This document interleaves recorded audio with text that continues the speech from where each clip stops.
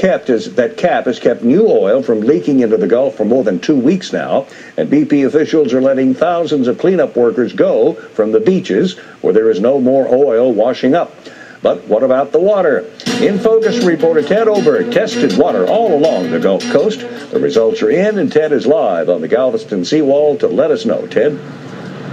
Dave, new government figures out tonight show that about 206 million gallons of oil leaked into the Gulf during the spill, making it the worst Gulf oil spill ever. And as we started these tests a few weeks ago, some of that oil was washing up in Galveston here, Gulf Shores, Alabama, Pensacola, Florida. We went to all 3 of those beaches to see just how safe vacation spots are.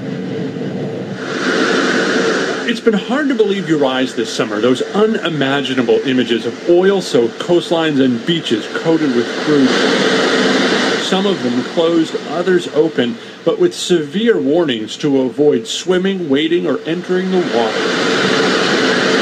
Warnings that aren't always followed. I am concerned. It's just they're kids, and it's summer, and I just don't want to take away that from them. We got really lucky when we found Susan Chasson and her kids on a Pensacola beach. These tarry blobs are just everywhere. She knows the potential danger here. She's a scientist at Tulane, and while her kids were swimming, she was picking up tarball samples. She wanted to know the same thing we did, just what's out there. And our tests reveal this summer, you really can't believe what your eyes are telling you. We're here on Pensacola Beach. It's the 4th of July weekend. Just a few days ago, this beach was covered with tar balls, we're told. But today, it's open. People are swimming.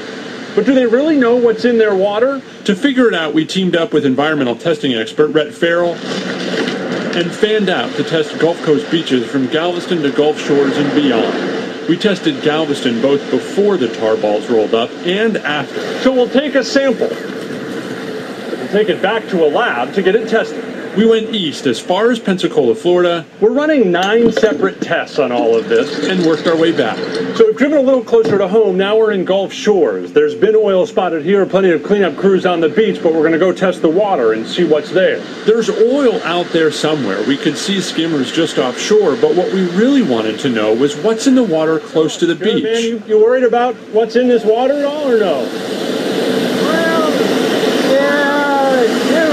But they don't look as bad as they did yesterday. So we took all the samples to a lab here in Houston where they scientifically took the water apart to find out what's in it. So we tested for total petroleum hydrocarbons, total oil and grease, semi-volatile organic compounds. And what the lab found after looking through our water from oiled beaches, some where waves washed up with an unusual brown tint just feet from pools of oily water and huge tar balls, really surprised us. I was surprised as well.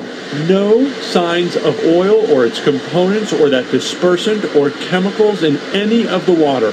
None in Galveston. Non-detect for total petroleum hydrocarbons.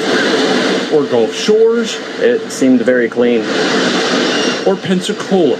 Clean beach water. It's great news for beachgoers and all those businesses that depend on them. We've got a month left of summer, and even with all that oil out there isn't even a trace in the beach water we tested.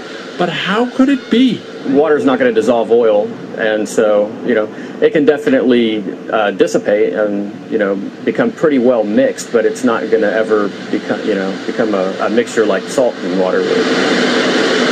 Back on the beach, before we knew what those tests would show, probably actually aren't present in this stuff anymore. Susan Chasson predicted that seeing oil spoiling the beach doesn't mean it's spoiling the water, and she was right. This is mainly just nasty, right? And it sticks to you, and but this is very unlikely to be really, really toxic. Our tests were in line with some government findings that are opening Gulf Coast beaches from here all the way to Florida, and they were so detailed, our tests were, that if there were 2 drops of oil in a bucket this size, our results would have shown up. But again, we're curious about how could it be, and tomorrow we put that even more in focus. Think salad dressing. We'll explain tomorrow night at 6. Live on the Galveston Seawall, I'm Ted Oberg, 13 Eyewitness News.